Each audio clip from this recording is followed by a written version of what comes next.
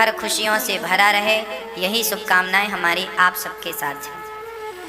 आप सभी के हृदय में भक्ति का, ज्ञान का दीपक निरंतर जलता रहे, खुशियों का दिया सदा जलता रहे।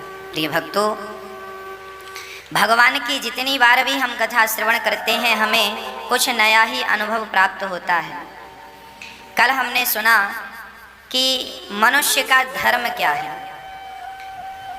आज के 100 साल पहले भी ये प्रश्न था लोगों के दिमाग में, आज भी है, और आज के 100 वर्ष बाद भी लोग ये जानना चाहेंगे कि मनुष्य का अर्थात हमारा और आपका धर्म क्या है। यदि मैं धर्म की बात करूं बहुत कम शब्दों में, तो यही बात कहूंगा कि शास्त्रों में जो लिखा है उस मार्ग पर चलना ही धर्म है। रामचरितमानस में जो लिखा है, गीता जी में जो लिखा है, श्रीमद् भागवत महापुराण में जो लिखा है, और गुरुजन जो रास्ता बता रहे हैं, उस रास्ते पर चलना ही सबसे बड़ा धर्म है। सत्य के रास्ते पर चलना ही सबसे बड़ा धर्म है। सत्य के रास्ते पर चलना ही धर्म है। ये बात आज के 1000 साल पहले भी लागू थी, आज भी लागू है, और 1000 वर्ष बाद भी लागू रहेगी कि सत्य पर ही चलो। आज के 1000 साल बाद भी क्या ये पढ़ाया जाएगा कि झूठ पर चलो? क्या 1000 साल पहले ये पढ़ाया गया था कि झूठ पर चलो?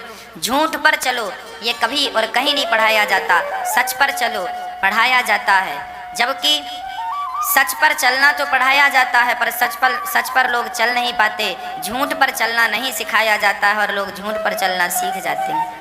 मनुष्य का धर्म क्या है? सत्य के मार्ग पर चलना, अपना धर्म ना जाने देना, यही मनुष्य का धर्म है। भक्तों, भगवान के अवतार कितने हैं, यह प्रश्न है। भगवान के भागवत जी में 24 अवतारों का वर्णन है। भगवान का अवतार पहला सनकादि, सनक, सनंदन, सनातन, सनत कुमार। ये ब्रह्मचारी होकर किस प्रकार ब्रह्मचर्य का पालन करना चाहिए, यह शिक्षा देने के लिए यह अवतार हुआ।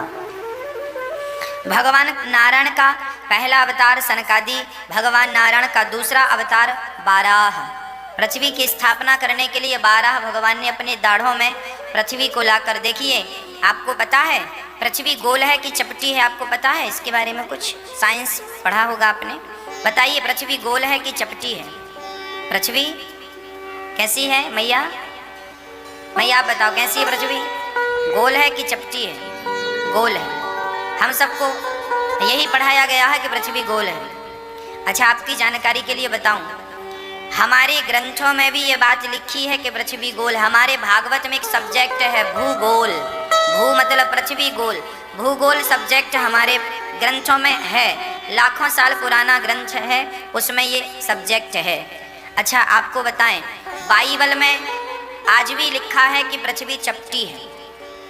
हमारे ग्रंथों में लिखा है, हमारे वेदों में, हमारे पुराणों में लिखा है पृथ्वी गोल है। बाइबल में लिखा है पृथ्वी चपटी है। और आपको मजे की बात तो यह बताऊं कि 1930 में नासा के वैज्ञानिकों ने भी मान लिया था कि पृथ्वी चपटी है। जब 1950 में पहली सैटेलाइट छोड़ी गई, जब 1950 में पहली सैटेलाइट छोड़ी गई और अंतरिक्ष से देखा गया, तो पता चला कि पृथ्वी चपटी नहीं है, पृथ्वी तो गोल है। पहले ही बड़ा विवाद था, कुछ कहते थे पृथ्वी गोल है, कुछ कहते थे ना पृथ्वी चपटी है। इसमें बड़ा विवाद होता था। कंफर्म कैसे करें? सैटेलाइट गई, उसके द्वारा पता चला पृथ्वी चपटी नहीं है, कंफर्म हो गया पृथ्वी गोल है ना?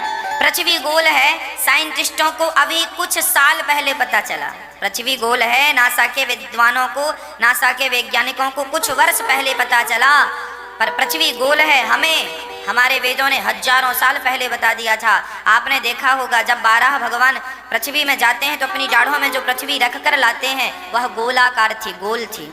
तो हमारी पृथ्वी गोल है, यह साइंटिफिक रीजन है। और हमारे वेदों में, हमारे जो वेद और हमारे जो पुराण हैं, यदि इन वेद पुराणों को आज के साइंस से मैच किया जाए तो हमारी हर बात साइंटिफिक होती है। हमारी हर बात जो वेद और पुराणों की है वो साइंस की कसौटी में खरी उतरती है। हमारे, अब कोई ये ना कहे कि महाराज जी आप तो हवा में लाठियाँ चला रहे हैं, इसका कोई आधार नहीं है। अरे भाई, हम आपको साइंटिफिक बताएंगे तुमने कब जाना कि पृथ्वी गोल है और हमने कब जाना कि पृथ्वी गोल है? तुम्हारे जानने में और हमारे जानने में दूरियां कितनी हैं? तुम तो अभी 70-80 अधिक से अधिक 100 साल पहले जाना कि पृथ्वी गोल है। हमने तो हजारों साल पहले हमारे ग्रंथों ने बताया कि पृथ्वी गोल है। इंग्लैंड की सबसे बड़ी पुस्तकालय में जहाँ पर लाइब्रेरी है, वहाँ पर 2000 वर्ष पुरानी भागवत जो हस्तलिखित है, अंग्रेज आए और हमारे ग्रंथों को देखा, हमारी आस्थाओं को देखा, तो एक अंग्रेज बड़ा धार्मिक निकल गया। उसने सत्संग सुनना स्टार्ट किया, भागवत जी से बड़ा इम्प्रेस हुआ और भागवत ले जाकर के उसने अपने पास रखा और बाद में सबसे पुरानी चीज होने के कारण, हस्तलिखित होने के कारण उसने पुस्तकालय में, वहाँ की जो सरकारी लाइब्रेरी है, वहाँ जमा कर दिया। आपकी जानकारी के लिए बता दूं कि 2000 वर्ष पुरानी भागवत हस्तलिखित इंग्लैंड के सरकारी म्यूजियम में आज भी रखी है।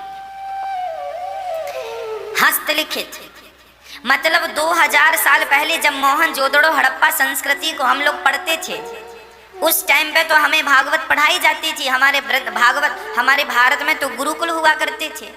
मतलब वो 2000 साल पुरानी हस्तलिखित थी। तो ये बात सिद्ध हो गई कि जो हमारे ग्रंथ हैं, अब कोई कहे महाराज जी ये तो 100 वर्ष पहले लिखे गए हैं, 200 वर्ष पहले लिखे गए हैं, तो भैया मैं आपको 2000 साल पुरानी तो प्रतियां बता सकता हूँ हस्तलिखित, जो कि भोजपत्र में है, कागज में नहीं। उस जमाने में कागज नहीं चलता था, उस जमाने में भोजपत्र चलता था। भोजपत्र की वो लिपियां आज भी विद्यमान है। एक प्रतिलिपि जो 1800 वर्ष पुरानी है, वह प्रतिलिपि आज भी हमारे भारत में विद्यमान है। वो जो बंगाल है, बंगाल की राजधानी कलकत्ता के सबसे बड़े जो म्यूजियम है, जहाँ पुस्तकालय है, वहाँ पर 1800 वर्ष पुरानी हस्तलिखित भागवत आज भी वहाँ भारत में, हमारे भारत में विद्यमान है। क्या अर्थ निकला? हम जो बात कर रहे हैं ये साइंटिफिक बात है, प्रमाण के साथ बात है। हम कहते हैं कि कुरुक्षेत्र में महाभारत हुआ। अब आप प्रश्न करेंगे महाराज जी कुरुक्षेत्र में महाभारत हुआ, किसने देखा? हमने तो नहीं देखा। हम बताते हैं बेटा लिखा है, प्रमाण। उसने कहा कि लिखने को तो कोई ने लिख दिया होगा, किसी पंडित ने लिख दिया होगा। अरे पागल, किसी ने नहीं लिखा। चलो अब तुम्हें प्रमाण देते हैं। आज दिल्ली से कुरुक्षेत्र कितना दूर है? बहुत दूर तो नहीं है, दिल्ली से लगा हुआ ही लगभग 100-200 किलोमीटर ही होगा अनुमान। हाँ, तो आप जाइए, आज भी कुरुक्षेत्र में सबसे बड़ा जो सरकारी म्यूजियम है, वहाँ जाकर देखिए। पुरातत्व विभाग ने जब खुदाई की उन स्थानों में जहाँ सबूत था कि यहाँ महाभारत हुआ, उन स्थानों में जब खुदाई की तो आज भी 5500 साल पहले जो महाभारत युद्ध हुआ था, आज भी उस जमाने की तलवारें निकल रही हैं। आज भी खुदाई होती है तो कहीं किसी ने घर बनाया तो नींव खोदी तो कुछ अवशेष निकल आते हैं। अभी कुछ दिन पहले तो एक पूरा का पूरा रथ निकला है। ये बात मेरी यदि आपको गलत लग रही है, गूगल पर सर्च कर लीजिए और कभी समय मिले तो आप कुरुक्षेत्र चले जाइए और अपने नेत्रों पे विश्वास कीजिए। घटोत्कच का कंकाल मिला है जो कि 20 फीट लंबा है, लगभग बहुत विशाल है। और गूगल पर सर्च करेंगे सब चीजें आएंगी तथ्य के साथ, सबूत के साथ। आप जाइए, सर्च कीजिए, वहां देखिए पुरातत्व विभाग को क्या क्या मिला। मतलब कुछ अवशेष मिले। भाई मोहनजोदड़ो हड़प्पा संस्कृति को हम क्यों पढ़ते हैं? हम उसे सबूत क्यों मानते हैं? क्योंकि उसके अवशेष मिले हैं। अवशेष के आधार पर ही तो हम मानते हैं कि ये बात थी। यदि मोहनजोदड़ो हड़प्पा संस्कृति को आप सबूत के आधार पर मान रहे हैं, तो फिर आज जब साक्ष्य मिले आपको कि कुरुक्षेत्र में अवशेष निकल रहे हैं, तो ये बात सामने आ गई ना सबूत के साथ कि महाभारत हुआ था। और महाभारत हुआ था तो फिर अर्जुन की बात भी सही है। पितामह भीष्म जैसे व्यक्ति भी थे, दुर्योधन जैसे लोग भी थे, और भगवान श्री कृष्ण गीता सुनाए, ये बात भी फिर पुख्ता हो गई सबूत के साथ। फिर गीता भगवान कृष्ण की वाणी है। कोई लोग तो ये कह देते हैं गीता किसी व्यक्ति ने लिख दी होगी। अरे भाई, वो भगवान की वाणी है, वो भगवान की वाणी है। द्वारिका, भगवान श्री कृष्ण वृंदावन से मथुरा गए, मथुरा से द्वारिका गए, अब हम भागवत जी में पढ़ते हैं, सुनाते हैं, भगवान द्वारिका में थे, द्वारिका के राजा थे, समुद्र के बीच में द्वारिका थी और बड़ी सुंदर द्वारिका थी। आपने कहा किसने देखा द्वारिका? आप सबूत मांगते। आज के लोग ना हर बात का सबूत चाहते हैं। तो आपको जानकारी के लिए बता दूं कि आपको ये जानकर बड़ी खुशी होगी कि जिस द्वारिका की चर्चा हम कथा में करते हैं, भागवत में करते हैं, वो द्वारिका 5,500 साल पुरानी, क्योंकि अब ये इस कलयुग को अभी आए लगभग 5,500 साल हुए हैं। कलयुग की आयु है 4,32,000 वर्ष। कलयुग की आयु है 4,32,000 वर्ष, जिसमें कि अभी कलयुग के केवल 5,500 साल व्यतीत हुए हैं।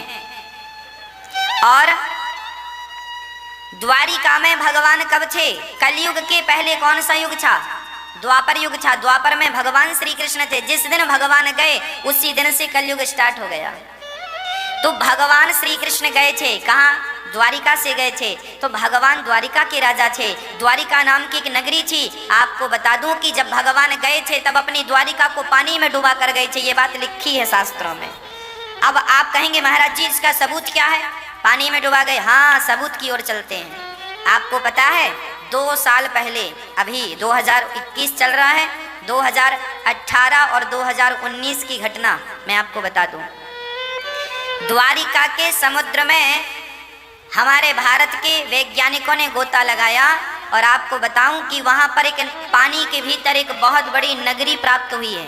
सारी दुनिया के वैज्ञानिकों ने आकर उस नगरी को रिसर्च किया। उस नगरी पर रिसर्च किया तो पता चला कि वो 5,500 साल पुरानी नगरी है। आप यूट्यूब पे डालिए, गूगल पे डालिए द्वारिका की हिस्ट्री, सारे न्यूज़ चैनलों में, सारी दुनिया के न्यूज़ चैनलों में ये बात चली थी। अभी दो वर्ष पुरानी बात है।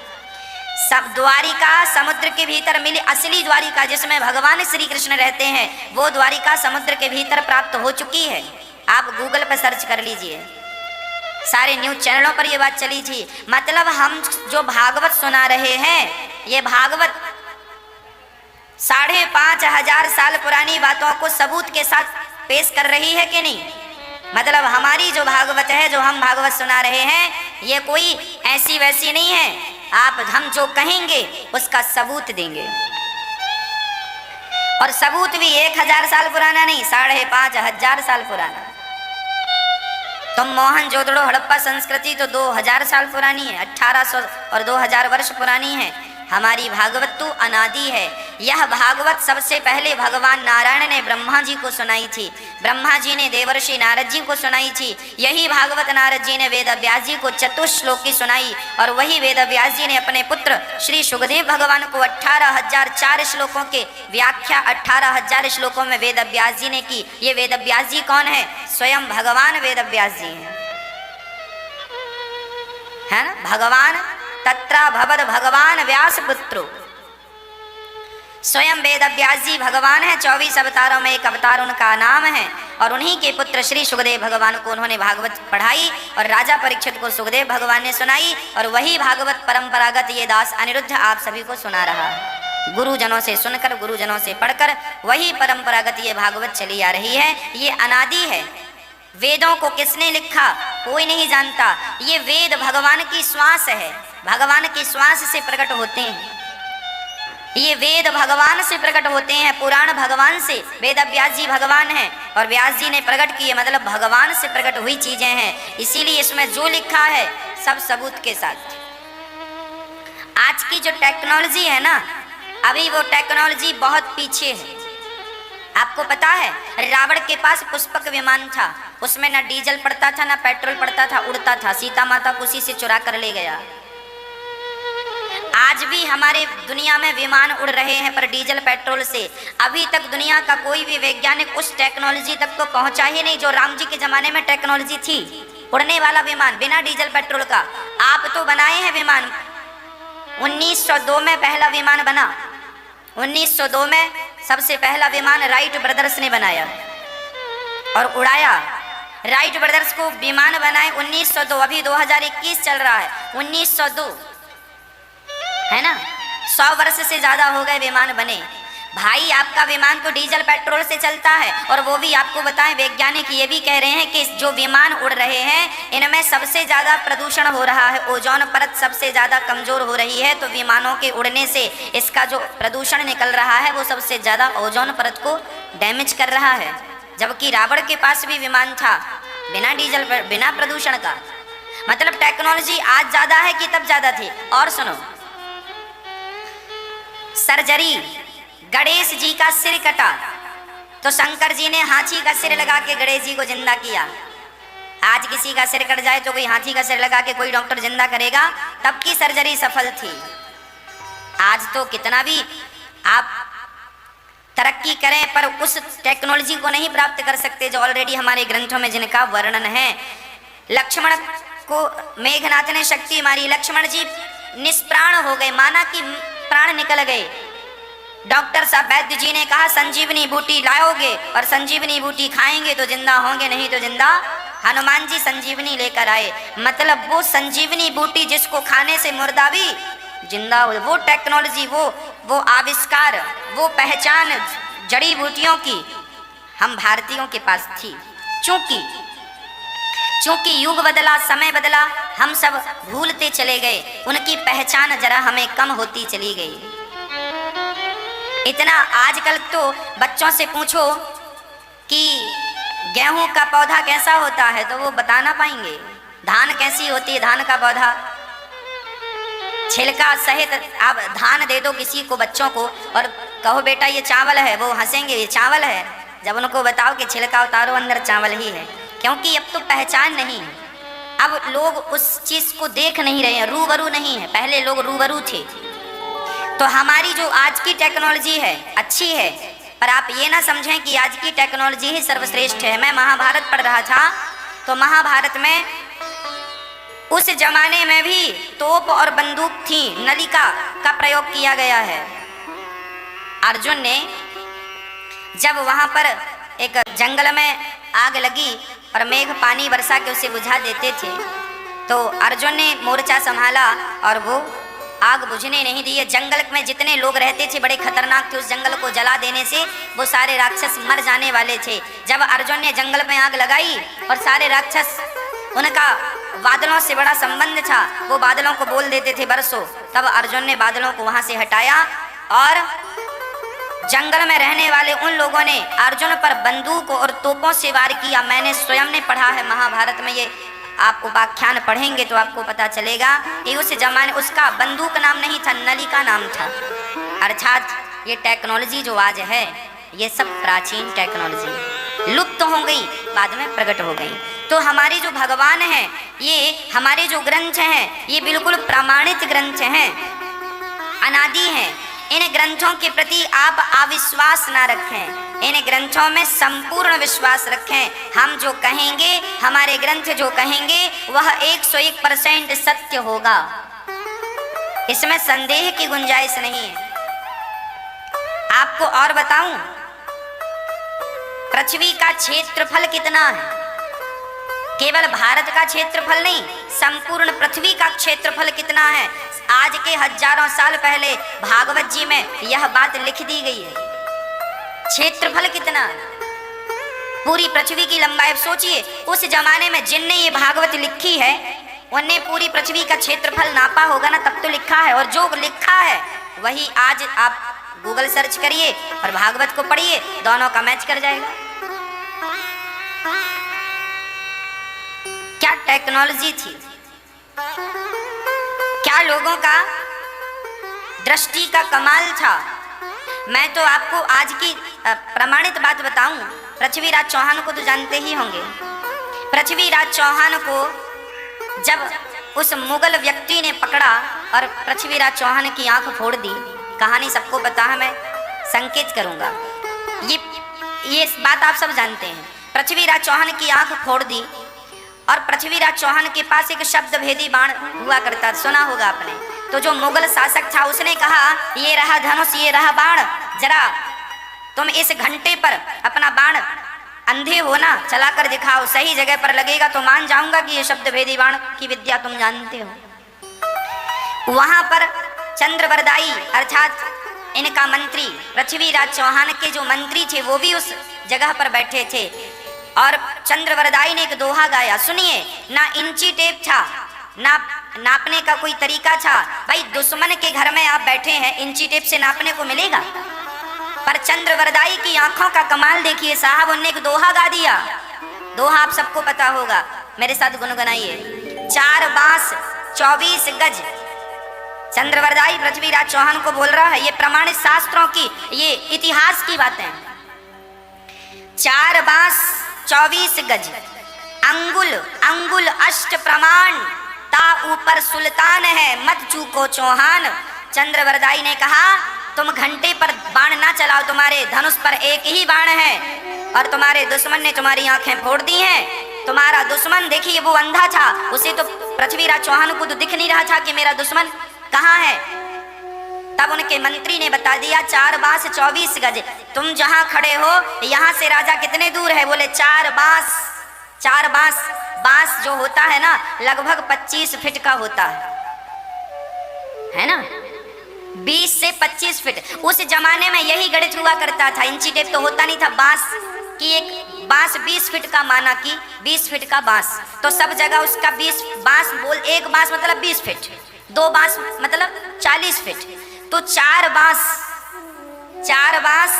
24 गज, 4 बांस के बाद 24 गज और फिर अंगुल अष्ट। अब सोचिए बंदा कितना होशियार रहा होगा कि उंगली तक नाप लिया, मतलब कितने अंगुल जगह बचे, इंच, जैसे आज हम इंच कहते हैं, उस बंदे ने बैठे बैठे इंच की जगह भी कवर कर ली, नाप ली आंखों से। ना इंची टेप डाला, ना फीता डाला, ना धागा डाला। 4 बांस 24 गज, अंगुल अष्ट प्रमाण, ता ऊपर सुल्तान है।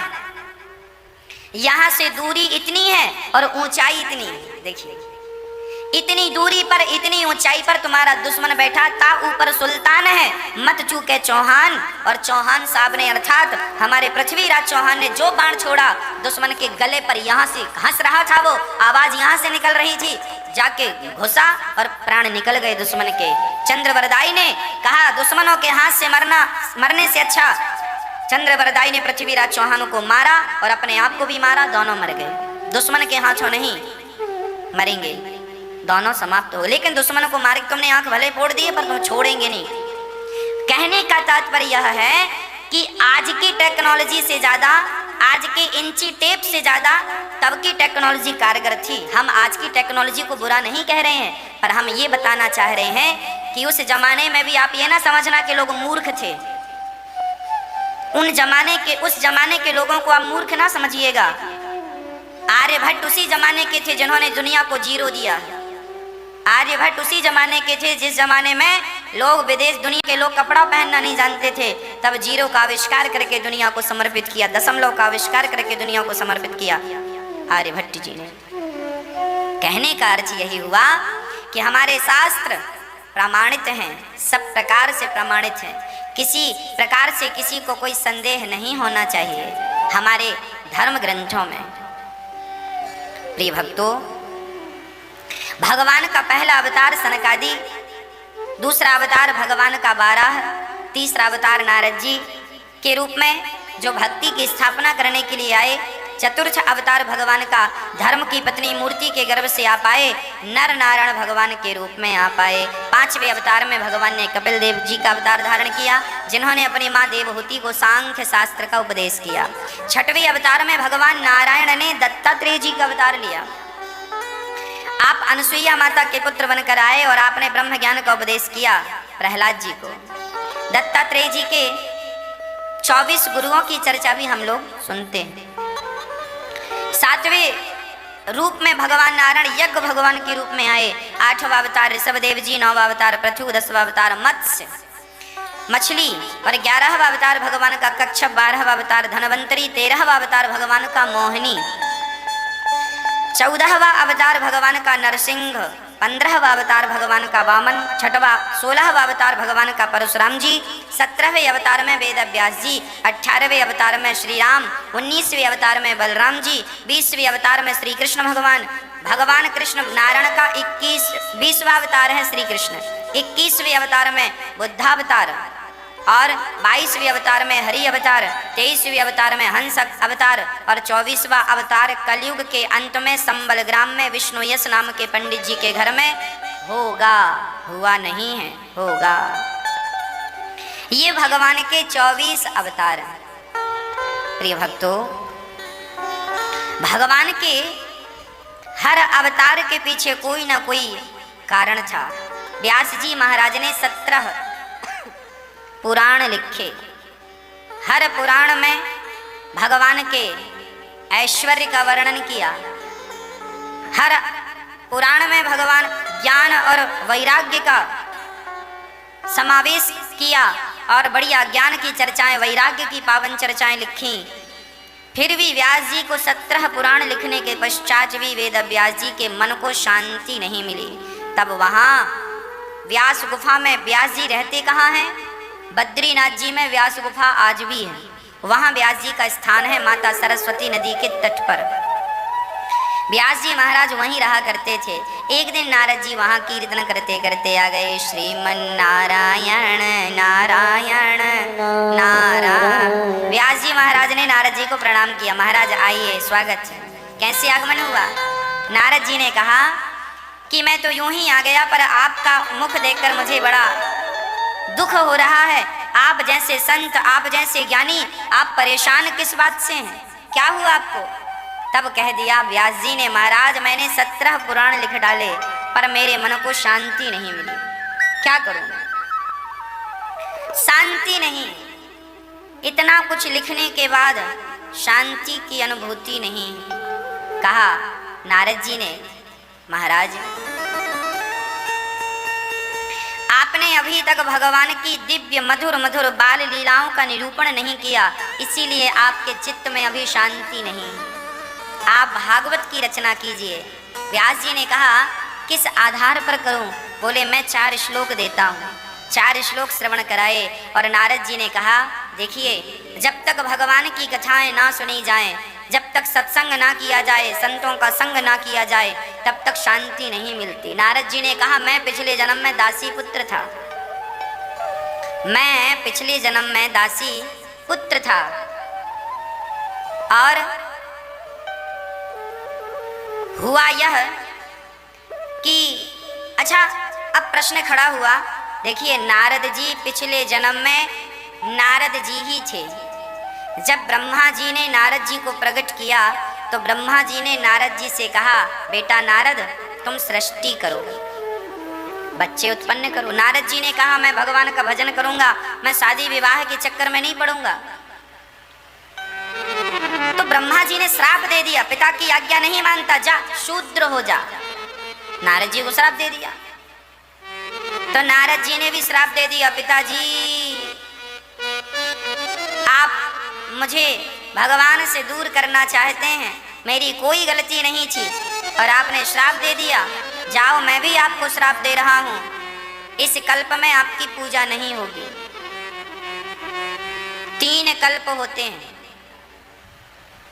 ब्रह्म कल्प, बाराह कल्प और पद्म कल्प। ये जो प्रेजेंट में कल्प चल रहा है, ये श्वेत बाराह कल्प चल रहा है। केवल इस कल्प में ब्रह्मा जी की पूजा नहीं होती, बाकी इसके पहले जो ब्रह्म कल्प है और आगे जो पद्म कल्प आएगा उसमें ब्रह्मा जी की पूजा होती है। इस वाराह कल्प में केवल एक ही ब्रह्मा जी के मंदिर है, वो भी पुष्कर में।